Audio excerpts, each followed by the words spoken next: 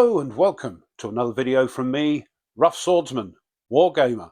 It's part 2 of my playthrough of Point Blank, V is for Victory, a game designed by Sean Druelinger and published, of course, by Lock and Load Publishing. In the last video, we went through the setup and everything seems tickety-boo except for a couple of things. I mentioned that these half squads didn't have any firepower, which is quite true, but this number is only a die roll modifier, so they can still fire. So thanks to Devin for pointing that out to me. And the other thing I forgot to do was on this terrain, which is a 0, effectively clear, means that anything on it will be spotted. So that goes on the terrain.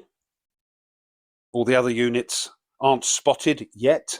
So first thing we're going to do is to grab our 5 cards from the action deck here.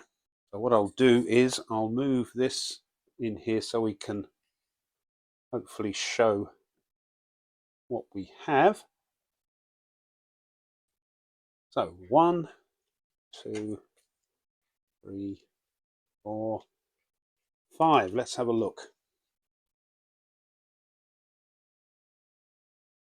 So these cards have 1 or 2 icons on them and a die, because this is the thing that drives it rather than throwing the actual dice for human players. It's a bit different for the AI. So we'll pop these here.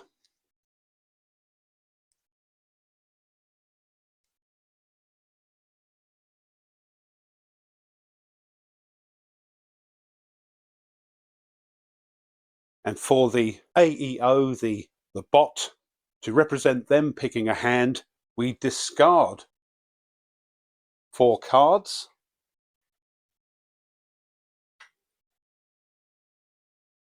So these are like an abstract version of their hand. They're just discarded. So we're ready to play now. But let's have a quick look at our cards. Now there's a handy player aid listing all these icons. And this first one with the binoculars is a recon action.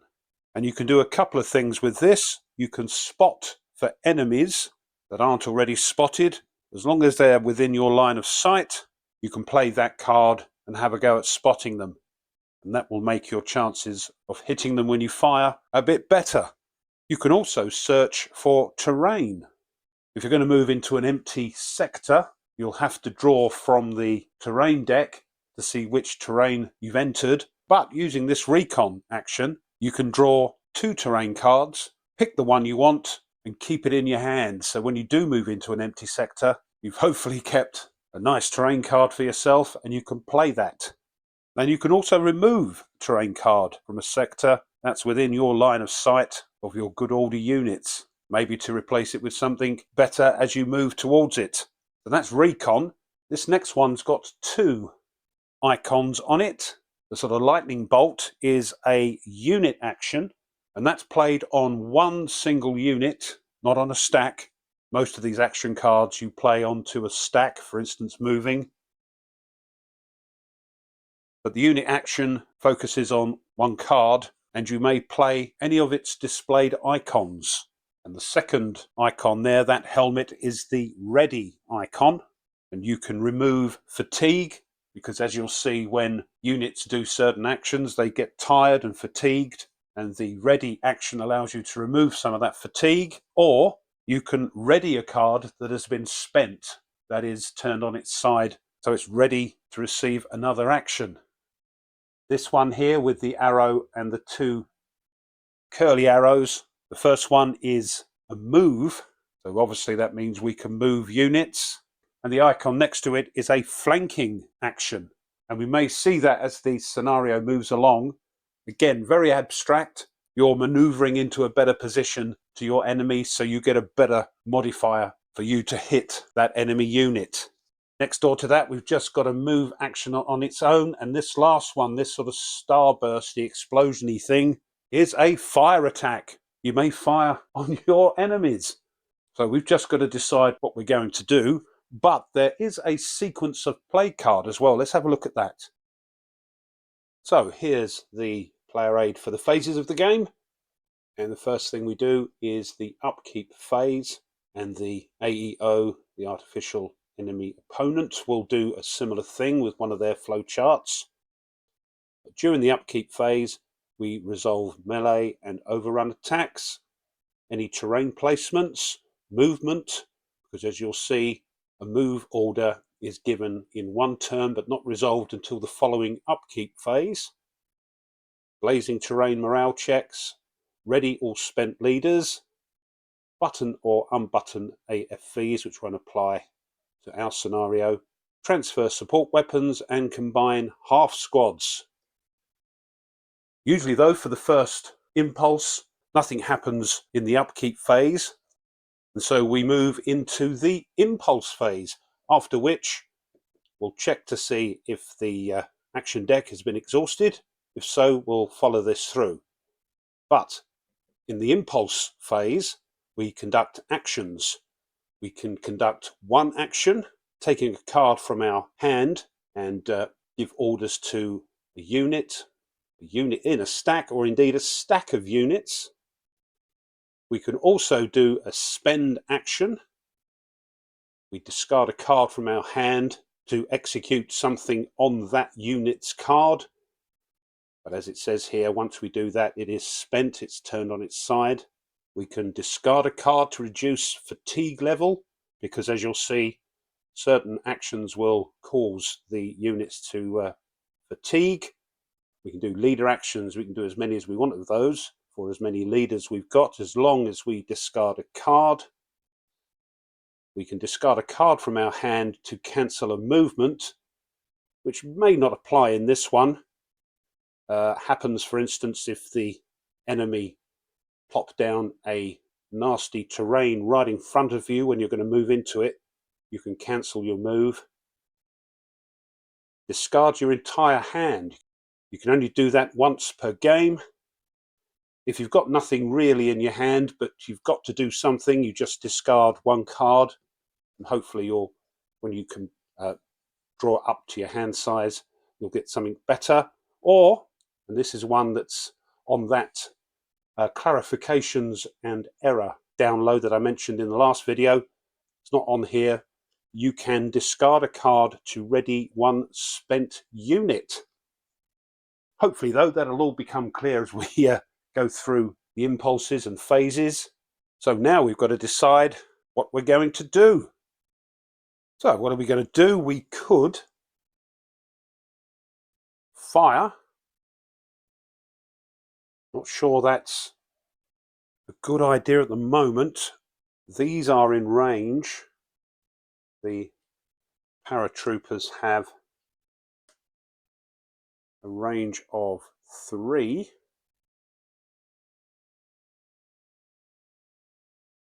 And the Piat has this color coding. The red is 1 to 2 spaces away, and we have to throw 7 or less, pick 7 or less from the action deck. And the yellow one is 3 to 5 sectors away. And of course, anything else, it won't reach.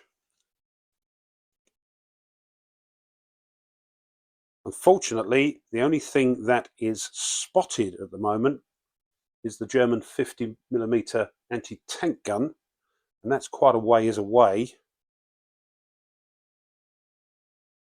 We could move.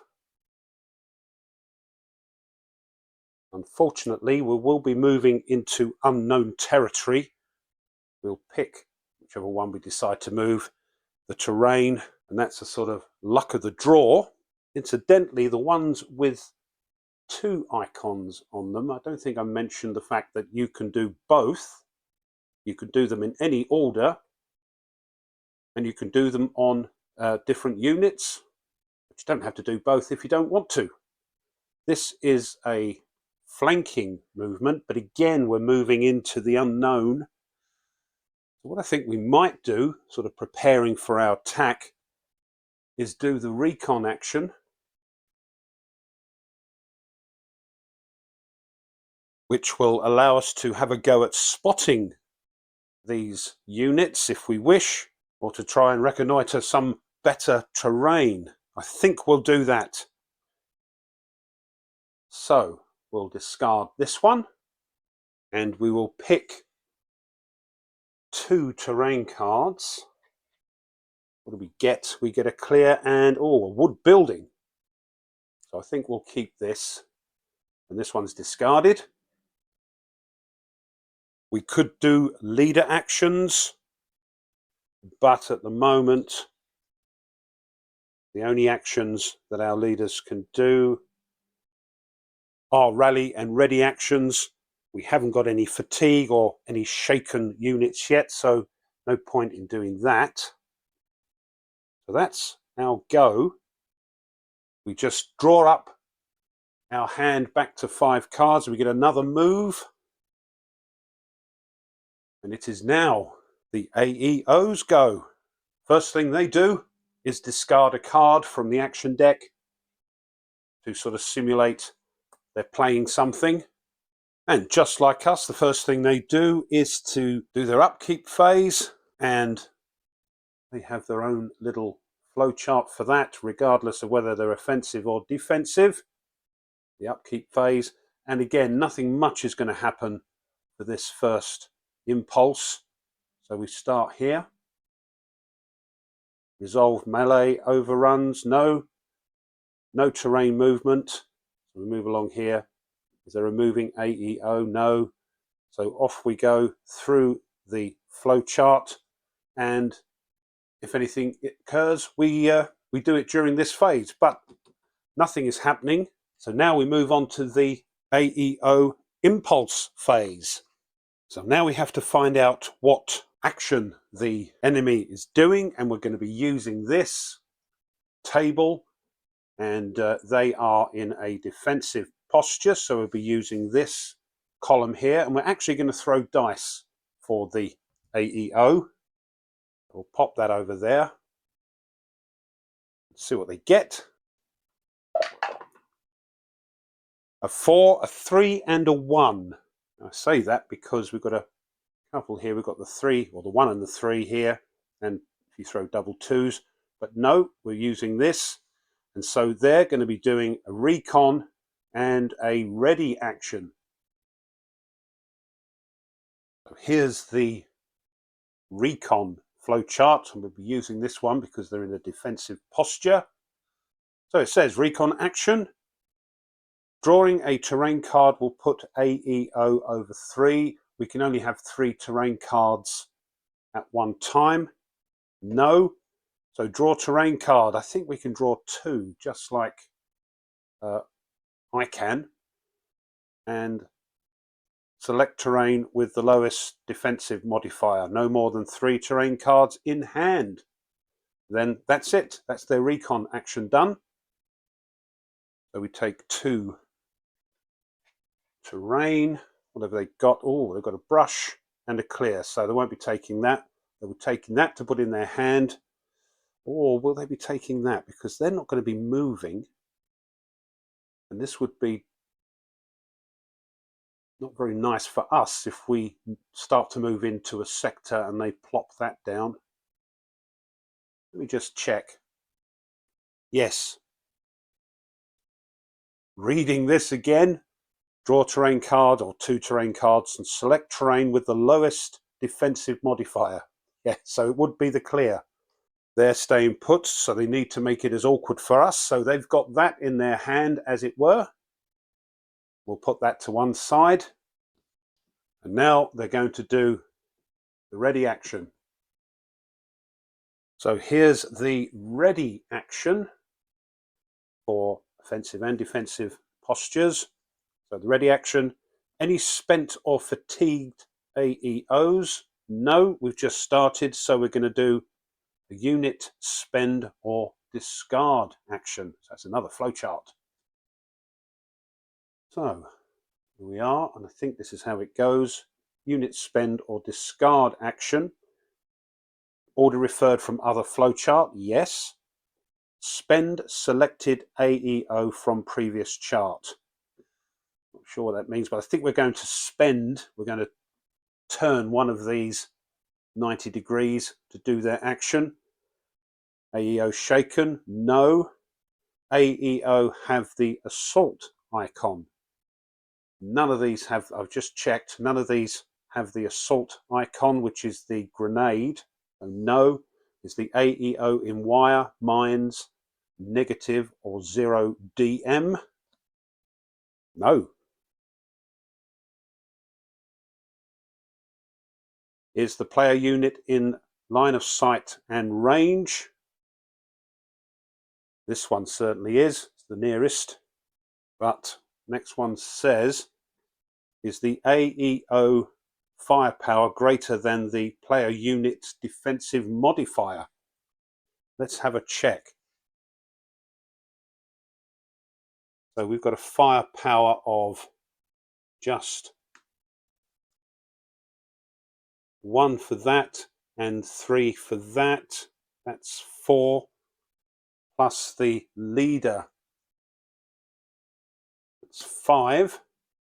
They've got a defensive modifier of 3, so yes, we'll just check this one, but they're further away. Although this is the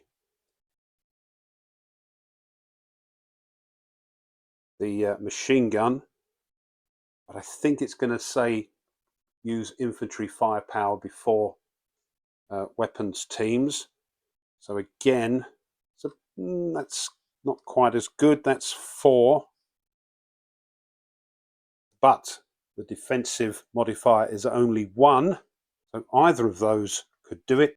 These are out of range, of course, because it says now, fire at closest. There we go, that's answered that question. Fire at closest player unit with firepower before ordnance. So we're going to spend this unit. We turn it 90 degrees. They're going to be using the old MG42. So that gives us firepower of 4. We're in range. We're going to add the leader's modifier. So we've got a firepower of 5. Now, these aren't spotted, so they're concealed, and that will give them a +2 defense bonus.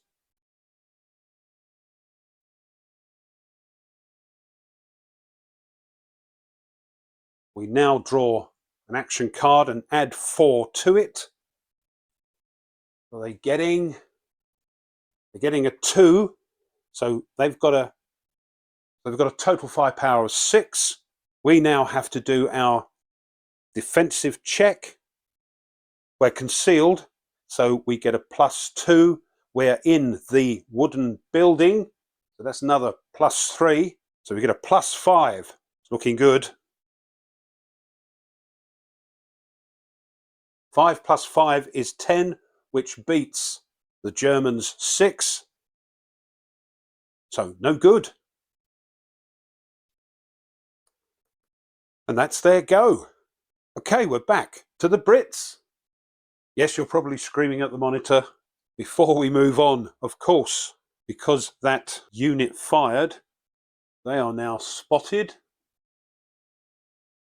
And firing gives those units who did it a fatigue. The other thing we have to check every impulse for the AEO is whether or not their leaders can do anything. They will always try and do their leader actions if they can, but Lieutenant Andish here can only do the rally action, but that's to do with shaken units, or the ready action, which would remove spent or fatigue markers. But these occurred during this last impulse, and they can't do it during the same impulse that it occurs. So maybe next time they can do it. Right, I think that's everything. I hope I'm doing it okay. Let's see what the Brits are doing. So the first thing we do is the upkeep phase. Resolve melee and overrun attacks, no. Resolve terrain placement, no movement going on. None of this. No spent leaders, I don't think. I'm not transferring support weapons. No combining of half squads. I think that's it. Now we can do our action. And I think what we need to do is start moving up. We've got this nice wood building here, and Lieutenant Hughes has spied it in this sector, and I think he wishes to try and move his squads into that wood building. So what he's going to do, he's going to play this one, and he's also going to try and position himself inside that wood building if he can to flank those German units on the bridge. So we'll do the move unit first. So they'll be moving forward. That also gives them a fatigue. And the fact that they're moving means they've been spotted. Now we'll try to flank these units here. Again, flanking is an abstract concept, but basically what the Brits are trying to do is maneuver within their sectors when they move into it to try and get an advantageous position on those units. Now to flank, they've got to be good order, which they are. They've got to be in the same area, which again they are. And they've got to have line of sight, which they do. So to see if they flank, they've got to pass a morale check. And it's a morale check on the lowest unit in the stack, which I believe is 6. We can, though, add or take away, in this case, the leader's modifier. So we have to draw 2 cards. And we have to draw 6 or less, although we can take 1 away. Here we go. 2. That's a good start. And a 5. 5 and 2 is 7, but we can take off the leader's modifier to give us a 6. We just do it. We have flanked those units. So we put matching flanking counters on the units to remind us that one is being flanked and the other one is flanking. That's it. Oh, I've cut in here because there was something I forgot to do. When you do a move action, you're allowed to try and pop smoke into an adjacent sector. So it's going to be the one we're moving into, as long as one of our units has the smoke icon, which they do. This little puff of smoke icon there. Not automatic. We have to draw a card from the action deck, and it has to be 4 or more. So let's see if we're lucky. Will be good. No. Okay. That gets discarded. There we are. As you were, back to the video. We have now finished. It is the Germans' turn. So we're using the old upkeep phase flowchart. Resolve melee overruns. No. Resolve terrain placement. Right. Is there a moving AEO? No. AEO possess wire, mines, 0 or negative terrain. Damn it. Yes, they do. Place wire, mines, 0 or lowest negative DM terrain in empty sector closest to player unit. So I think they can place this clear where those units were going to move into. That's not nice at all. Carry on though, don't think there's much else to do. So we've done that. Follow this around. Blazing terrain morale checks, no. Ready or spent leaders, we haven't got any spent leaders. The Germans. Button, unbutton AFVs, no. No. No. Transfer support weapons, no. Shaken AEO possess support weapon to transfer, no. Combine half squads, no. Go to the impulse phase, right. Let's see what we throw.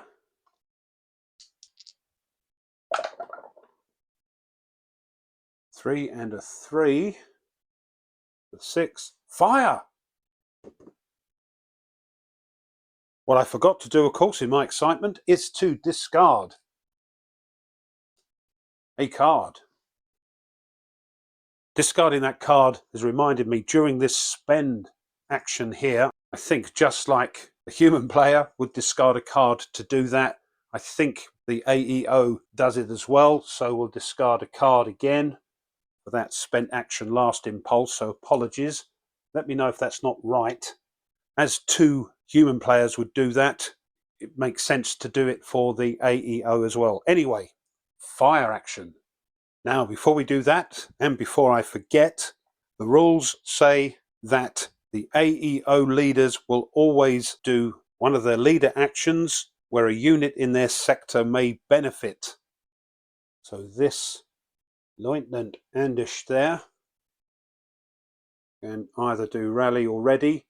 I think he's going to get that unit ready by using this action. This will, of course, make him spent.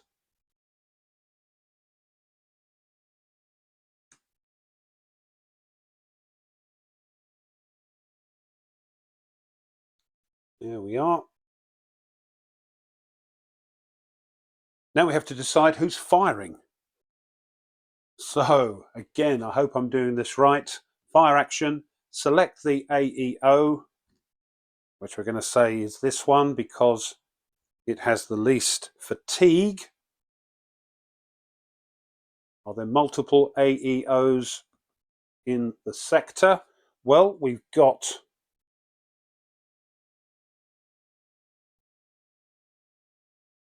second line squad and the 7.92 millimeter machine gun.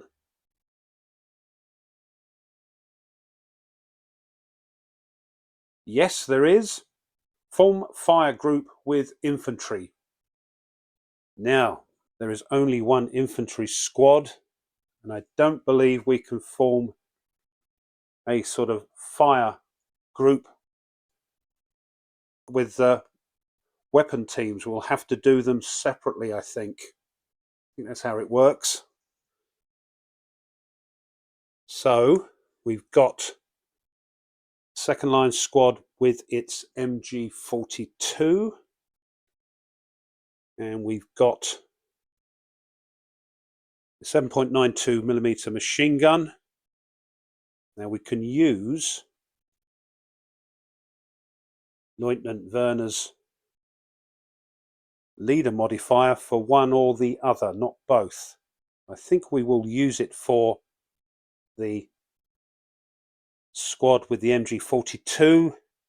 That will give us firepower of 5. The fact that the Germans are flanked don't think make any difference. It's the Brits who will have the advantage if they fire on them. So we've got 5 for this one. Let's see what the Germans get. Oh dear, 2. We get +1 because of the brush. That's about it.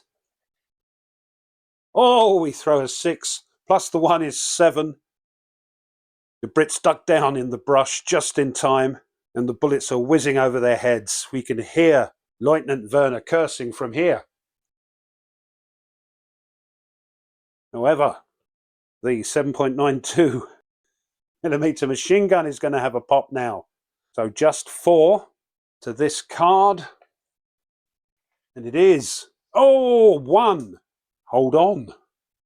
No, I think that only applies to support weapons. If you draw a 1, the support weapon may be broken. Don't think it applies to weapon teams. The Brits get their +1 for the brush. 4 plus, oh dear, 4 plus 1 is 5. Again, that brush is doing a good concealing job. And yes, I forgot to draw up to 5, so I'll do that now. Apologies. What's another fire? That's good. That's that. These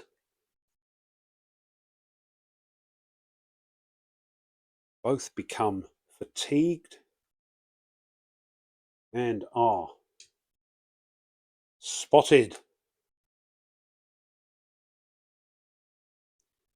Lieutenant Werner cannot do anything about these fatigues because they were placed during this impulse. He can deal with those in the next one. But for now, I think that's it.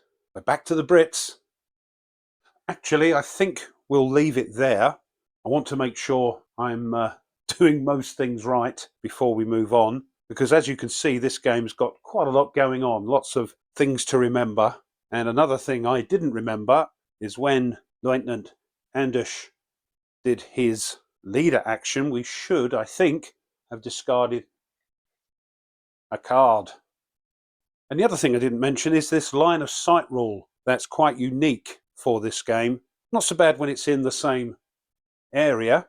And these fired onto the Brits in the wood building. The line of sight did not go through blocking terrain, went into blocking terrain, but they got their 3 defensive modifier for that. But if they go through blocking terrain or through 2 degrading terrains, these half-closed eyes, then line of sight is blocked. It's a little more involved if something is firing into a different area, but we'll cover that as and when that happens. And as you'll see when you watch the video, there's some things I forgot to do and had to put right and put comments in the video.